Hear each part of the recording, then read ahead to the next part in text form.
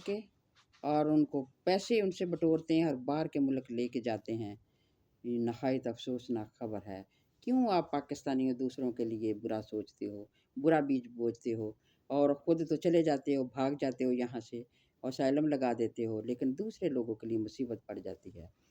وہ ہمیں بتایا ہے کہ یہاں لاہور کا ایک پاسٹر ہے جس کا نام بیکسٹر ہے، اور اس نے کسی سے 6 لاکھ، کسی سے 8 لاکھ، تو 4 بندے ہیں جن سے اس نے پیسے بٹورے تھائی لینڈ کے لیے، تھائی لینڈ کے راستے یورپ لے جانے کے لیے، اور وہ ان کو مسلمان سے کرسچن کیا، اور ابھی وہ کیس جو ہے وہ ہمارے پاس آیا ہے انکوائری کے لیے۔ سو باز آ جاؤ اپنی حرکتوں سے۔ میں تو کہتی ہوں کہ یہودا عسکر یوتی کی نسل کے بقایا لوگ ابھی بھی ہے، ویسے بڑکے مارتے ہیں گروپوں میں، ویسے بہت بڑی بڑی باتیں کرتے ہیں، اب تمہارے کرتوت کیا ہیں؟